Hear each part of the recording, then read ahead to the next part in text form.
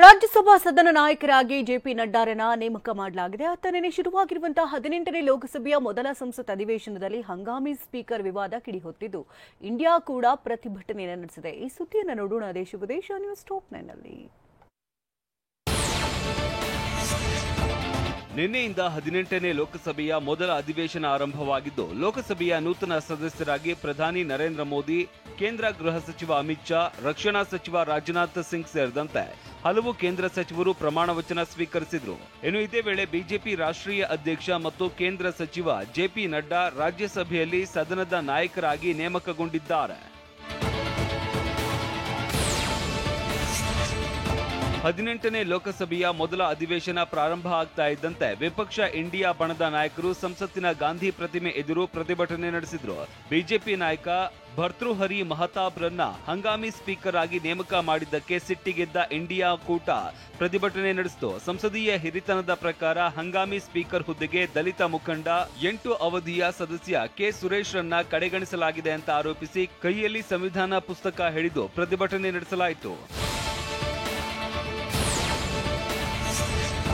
ಕಾಂಗ್ರೆಸ್ ಸಂಸದೀಯ ಪಕ್ಷದ ಅಧ್ಯಕ್ಷೆ ಸೋನಿಯಾ ಗಾಂಧಿ, ಪಕ್ಷದ ಅಧ್ಯಕ್ಷ ಮಲ್ಲಿಕಾರ್ಜುನ ಖರ್ಗೆ ಮತ್ತು ಟಿಎಂಸಿ ಸಂಸದ ಸೌಗತ್ ರಾಯ್ ಸೇರಿದಂತೆ ವಿರೋಧ ಪಕ್ಷಗಳ ಮೈತ್ರಿಕೂಟ ಇಂಡಿಯಾ ಕೂಟದ ನಾಯಕರು ಸಂಸತ್ತಿನ ಆವರಣದಲ್ಲಿ ಪ್ರತಿಭಟನೆ ನಡೆಸಿದರು.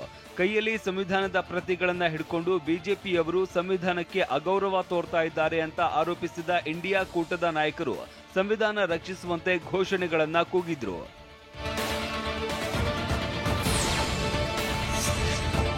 ಕೇಂದ್ರ ಸರ್ಕಾರದ ವಿರುದ್ಧ ವಾಗ್ದಾಳಿ ನಡೆಸಿದ ಕಾಂಗ್ರೆಸ್ ನಾಯಕ ರಾಹುಲ್ ಗಾಂಧಿ ಮೋದಿ ಸರ್ಕಾರದ ಮೊದಲ 15 ದಿನದಲ್ಲಿ ನಡೆದ 10 ಅವಾಂತರಗಳನ್ನ ಪಟ್ಟಿ ಮಾಡಿದ್ದಾರೆ.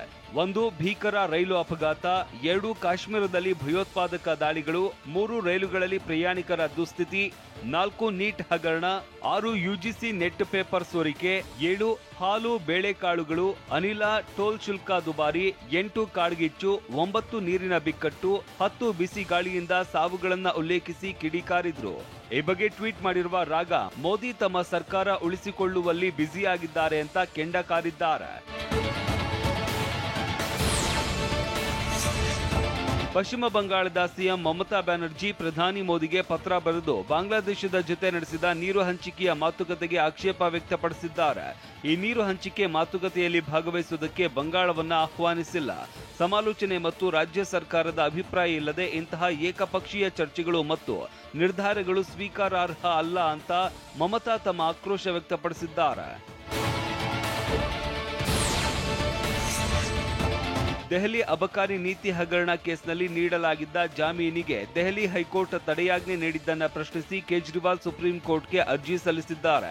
ಈ ಬಗ್ಗೆ ವಿಚಾರಣೆ ನಡೆಸಿದ ನ್ಯಾಯಮೂರ್ತಿ ಮನೋಜ್ ಮಿಶ್ರಾ ಮತ್ತು ನ್ಯಾಯಮೂರ್ತಿ ಎಸ್ವಿಎನ್ ಭಟ್ಟಿ ಅವರಿದ್ದ ಸುಪ್ರೀಂ ಕೋರ್ಟ್ನ ದ್ವಿಸದಸ್ಯ ಪೀಠ ಅರ್ಜಿಯ ವಿಚಾರಣೆಯನ್ನ ನಾಳೆಗೆ ಮುಂದೂಡಲಾಗಿದೆ. ಅಲ್ಲದೆ ಕೇಜ್ರಿವಾಲ್ ಮನವಿಗೆ ತಕ್ಷಣದ ಆದೇಶವನ್ನು ನೀಡುವುದಕ್ಕೆ ಸುಪ್ರೀಂ ಕೋರ್ಟ್ ನಿರಾಕರಿಸಿದೆ.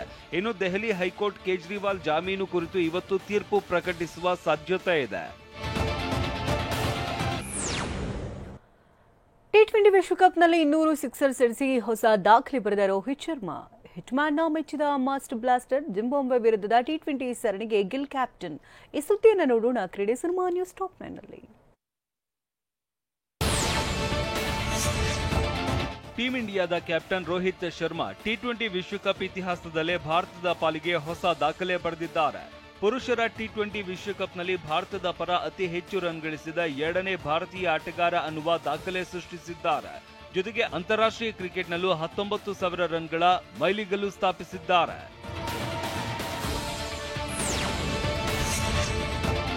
ಆಸ್ಟ್ರೇಲಿಯಾ ವಿರುದ್ಧದ ಪಂದ್ಯದಲ್ಲಿ ರೋಹಿತ್ ಶರ್ಮಾ 8 ಸಿಕ್ಸರ್ಗಳನ್ನ ಬಾರಿಸಿದ್ದಾರೆ. ಈ ಮೂಲಕ ಟಿ20 ಕ್ರಿಕೆಟ್ ಇತಿಹಾಸದಲ್ಲಿ ರೋಹಿತ್ ಶರ್ಮಾ 200 ಸಿಕ್ಸರ್ ಸಿಡಿಸಿದ ದಾಖಲೆ ಬರೆದಿದ್ದಾರೆ. ಟಿ20 ಕ್ರಿಕೆಟ್ನಲ್ಲಿ ಈ ತನಕ ಯಾವುದೇ ಆಟಗಾರ ಈ ಸಾಧನೆ ಮಾಡಿರಲಿಲ್ಲ.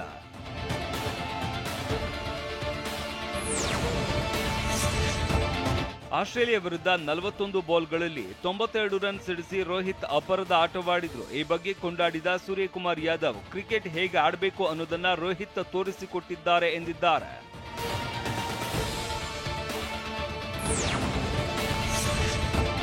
ಆಸ್ಟ್ರೇಲಿಯಾ ವಿರುದ್ಧ ಸಿಡಿಲಬ್ಬರದ ಆಟವಾಡಿದ ರೋಹಿತ್ ಶರ್ಮಾಗೆ ಮಾಜಿ ಕ್ರಿಕೆಟಿಗ ಸಚಿನ್ ತೆಂಡೂಲ್ಕರ್ ಅಭಿನಂದಿಸಿದ್ದಾರೆ. ರೋಹಿತ್ ಶರ್ಮಾ ಕಣ್ತುಂಬಿಕೊಳ್ಳೋದು ಖುಷಿಯಾಗುತ್ತೆ. ಯಾವುದೇ ಆಯಾಸವಿಲ್ಲದೆ ಸುಲಭವಾಗಿ ಉತ್ತಮ ಶಾಟ್ ಹೊಡಿತಾರೆ. ಆಸ್ಟ್ರೇಲಿಯಾ ವಿರುದ್ಧದ ಅವರ ಆಟ ವಿಶೇಷವಾದದ್ದು ಅಂತ ಸಚಿನ್ ಟ್ವೀಟ್ ಮಾಡಿ ಹೊಗಳಿದ್ದಾರೆ.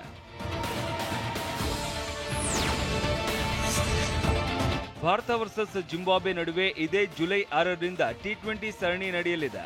5 ಪಂದ್ಯಗಳ ಸರಣಿಗೆ ಶುಭ್ಮನ್ ಗಿಲ್ ನಾಯಕರಾಗಿ ಆಯ್ಕೆಯಾಗಿದ್ದಾರೆ. ತಂಡದಲ್ಲಿ ರಿಂಕು, ಸಂಜು ಸ್ಯಾಮ್ಸನ್, ಜುರೇಲ್, ನಿತೀಶ್ ರೆಡ್ಡಿ ಸೇರಿದಂತೆ ಯುವ ಆಟಗಾರರನ್ನ ಆಯ್ಕೆ ಮಾಡಲಾಗಿದೆ.